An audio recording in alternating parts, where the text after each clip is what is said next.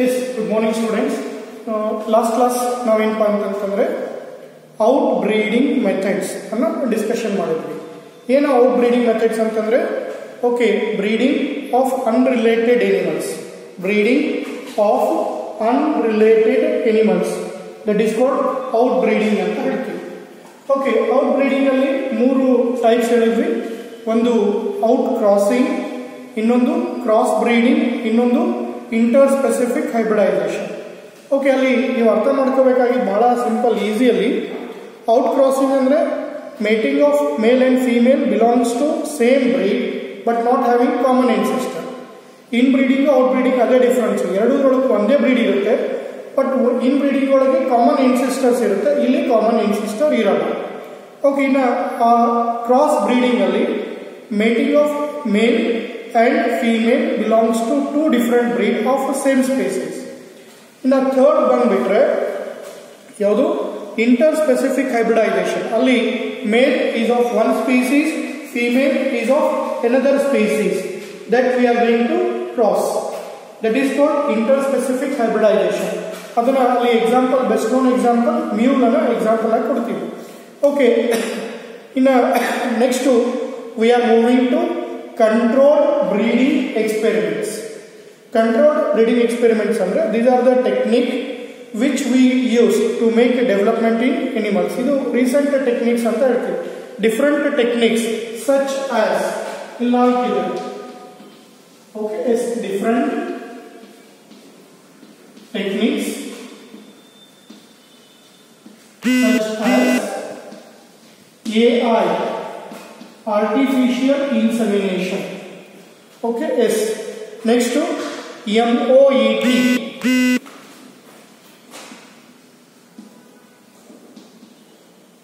Okay, multiple ovulation and embryo transfer. ಇದನ್ನೇ human beings ಒಳಗೆ IVF and ET ಅಂತ ಕರಿತೀವಿ. In vitro fertilisation, embryo transfer. Okay, have been employed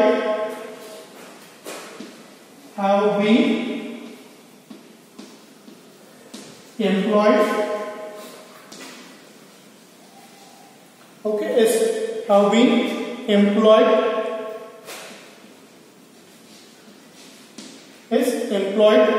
recently to improve the quality of animals. Recently to improve quality of animals. Okay, yes. ಇದರೊಳಗೆ ಈಗ first ನೋಡೋಣ ಯಾವುದು AI. ಏನಿದು AI ಅಂದ್ರೆ artificial insemination ಅಂತ ಕರೀತೀವಿ. AI refers to artificial insemination. ಎಲ್ಲ ನೀವು ಕೇಳಿರ್ತೀರ ಯಾವುದು ಆರ್ಟಿಫಿಷಿಯಲ್ ಇನ್ಸೆಮಿನೇಷನ್. ಓಕೆ, ಸೆಮೆನ್ ಅಂದ್ರೆ ಗೊತ್ತಿದೆ ನಿಮಗೆ. Okay, it is a fluid contain sperm with nutritive fluid, semen. Okay, artificial insemination ಇದನ್ನೇ ನಾನು ಇದರಲ್ಲಿ ಶಾರ್ಟ್ ಆಗಿ AI ಅಂತ ಕರಿತೀವಿ. ಓಕೆ, ಇವತ್ತೆಲ್ಲ ನೀವು ವೆಟರ್ನರಿ ಹಾಸ್ಪಿಟಲ್ ಅಲ್ಲಿ ಹೋಗ್ರಿ, ಈ ಬ್ರೀಡಿಂಗ್ ಕೌ ಆಗಿರ್ಬೋದು ಮತ್ತೆ ಬಫೆಲೋ ಇರ್ಬೋದು, ಅದನ್ನ ಬ್ರೀಡ್ ಮಾಡಲಿಕ್ಕೆ ಆರ್ಟಿಫಿಷಿಯಲ್ ಇನ್ಸೆಮಿನೇಷನ್ ಯೂಸ್ ಮಾಡ್ತೀವಿ. ಓಕೆ, ಇಲ್ಲಿ ಏನ್ ಮಾಡ್ತೀವಿ ಅಂದ್ರೆ the semen is collected from selected male is injected into the reproductive tract of selected female by breeder or by expert or by veterinary doctor. That is called artificial insemination. ಅರ್ಥ ಆಗುತ್ತಲ್ಲ? The semen is collected from the selected male. The semen is collected from the selected male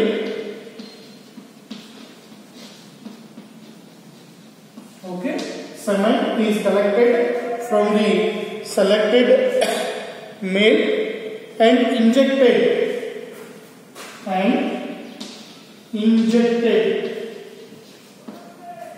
into the reproductive tract reproductive tract of selected female by breeder. Okay, this is called artificial insemination.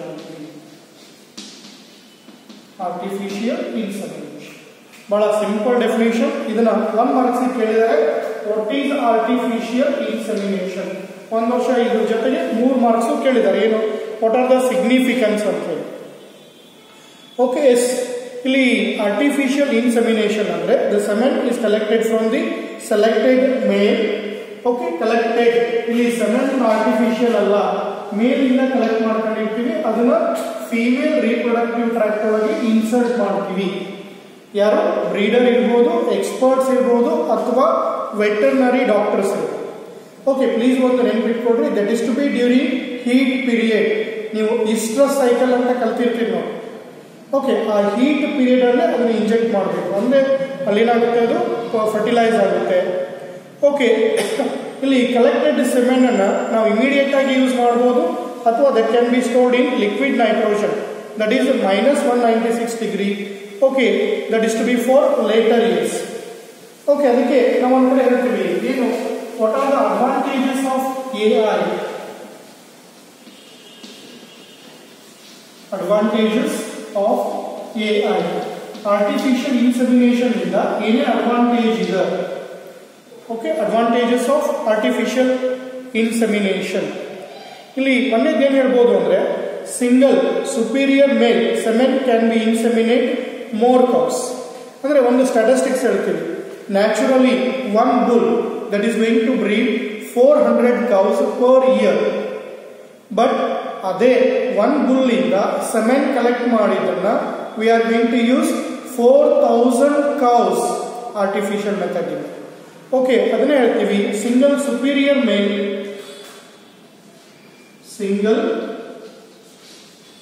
Superior male. ಹಿಂದೆ ಕ್ಲಾಸಲ್ಲಿ ಎಲ್ಲ ಹೇಳಿದ್ದೀನಿ superior ಅಂದ್ರೆ ಏನು ಅಂತ ಹೇಳಿ. Okay, single superior male semen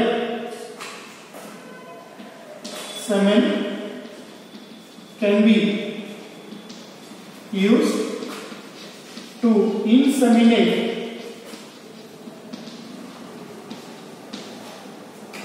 more cows. ನಾನು ಹಾಗೆ ಒಂದು ಸ್ಟಾಟಿಸ್ಟಿಕ್ಸ್ ಹೇಳಿದೆ, ನ್ಯಾಚುರಲ್ ಕಂಡೀಷನ್ ಅವ್ರಿಗೆ one bull superior male is going to breed 400 cows per year. ಒಂದು ಬುಲ್ ಒಂದು ವರ್ಷಕ್ಕೆ 400 cows ಅನ್ನು ಏನ್ ಮಾಡಬಹುದು, ಬ್ರೀಡ್ ಮಾಡಬಹುದು. ಬಟ್ ಅದೇ ಆರ್ಟಿಫಿಷಿಯಲ್ ಇನ್ಸೆಮಿನೇಷನ್ ಇಂದ ನೀವು ಮಾಡಕ್ ಹೋದ್ರೆ, okay, the semen collected from one superior male or bull that we use to inseminate 4000 cows. 4000 ಕೌಗಳಿಗೆ ಏನ್ ಮಾಡಬಹುದು, ನಾವು ಇನ್ಸೆಮಿನೇಟ್ ಮಾಡಿಸಬಹುದು. ಓಕೆ, ಇನ್ನ ಸೆಕೆಂಡ್ ಪಾಯಿಂಟ್ ಅಡ್ವಾಂಟೇಜ್ ಬಂದ್ರಿ ಅಂತಂದ್ರೆ, import and export of semen is easier. Okay, import and export semen is easier compared to bull transportation. ಈಗ ಮೇಲನ್ನ ಒಂದು ಜಾಗಕ್ಕಿಂತ ಇನ್ನೊಂದು ಜಾಗಕ್ಕೆ ಕರ್ಕೊಂಡು ಹೋಗೋದು ಕಷ್ಟ ಆಗುತ್ತೆ. ಬಟ್ ಅದೇ import and export of semen is easier. Okay, ಇನ್ನೊಂದು ಕಡೆ ಏನಪ್ಪಾ ಅಂದ್ರೆ, the cost of good or high quality male is expensive compared to the cost of semen. The cost of male or superior bull is more compared to the cost of semen. Okay, semen cost ಗೆ ಲೆಕ್ಕ ಹಾಕಿದ್ರಿ ಅಂದ್ರೆ ಮೇಲ್ ಅಲ್ಲಿ ಏನಾಗುತ್ತೆ, cost ಜಾಸ್ತಿ ಇರುತ್ತೆ. I think ಇವತ್ತು ನೀವು ಲಕ್ಷಗಟ್ಟಲೆ ಏನಪ್ಪಾ ಅಂದ್ರೆ ಬುಲ್ಗಳನ್ನು ಪರ್ಚೇಸ್ ಮಾಡ್ತಾರೆ, ಗೊತ್ತಿದೆ ನಿಮಗೆ. ಓಕೆ, ಇಲ್ಲಿ ಇನ್ನೊಂದು ಏನಾಗುತ್ತೆ ಅಂತಂದ್ರೆ, the male bull that is to be aggressive ಇರುತ್ತೆ. ಅದನ್ನ ನೀವು ಮೇಂಟೈನ್ ಮಾಡೋದು ಸ್ವಲ್ಪ ಕಷ್ಟ, ಅದನ್ನು ಬೇಕಾದ್ರೆ ಪಾಯಿಂಟ್ ಸೇರಿಸಬಹುದು. ಇಲ್ಲಪ್ಪ ಅಂತಂದ್ರೆ Okay, collected semen can be stored. Collected semen can be stored in liquid nitrogen. ಇದನ್ನ 1 ವರ್ಷ ನೀರೊಳಗೆ ಕೇಳಿದ್ರು ಸೆಮೆನ್ ಅನ್ನು ಎಲ್ಲಿ ಸ್ಟೋರ್ ಮಾಡಬಹುದು? Liquid nitrogen, that is to be in frozen state -196 degrees Celsius. Okay, the collected semen can be stored in liquid nitrogen. Okay, yes, that is called cryopreservation ಅಂತ ಕರೀತೀವಿ. ಏನು ಕರೀತೀವಿ ಇದನ್ನ? cryopreservation. ಇದಷ್ಟೇ ಅಲ್ಲ, preservation of germ cells. Okay, ಯಾಕೆ store ಮಾಡಬಹುದು ಅಂತಂದ್ರೆ for later use. For later use, ನಮ್ಗೆ ಯಾವಾಗ ಬೇಕೋ ಅವಾಗ ಅದನ್ನ ಯೂಸ್ ಮಾಡಬಹುದು. ಓಕೆ, ಇಷ್ಟು ನಾವು ಹೇಳಿದ್ರೆ ಏನಾಗುತ್ತೆ, ಇದು artificial insemination.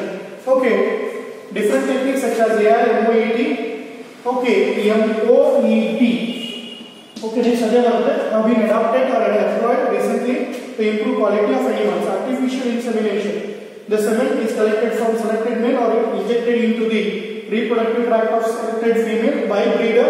Is called artificial insemination. Advantages: single superior males can use to inseminate more cows. Import and export of semen is easier. Transportation will be very easier. The cost of male or superior bull is more compared to the cost of semen. Collected semen can be stored. Okay, ಇದು ಬಹಳ important. ನಮ್ಗೆ ಯಾವಾಗ ಬೇಕೋ ಅವಾಗ ನಾವು use ಮಾಡಬಹುದು. ಇನ್ನೊಂದು ಏನಪ್ಪ ಅಂದ್ರೆ ಇಂಪೋರ್ಟ್ ಅಂಡ್ ಎಕ್ಸ್ಪೋರ್ಟ್ ಈಸಿ ಇದೆ. Okay, because of that reason artificial insemination we are going to prefer. Okay.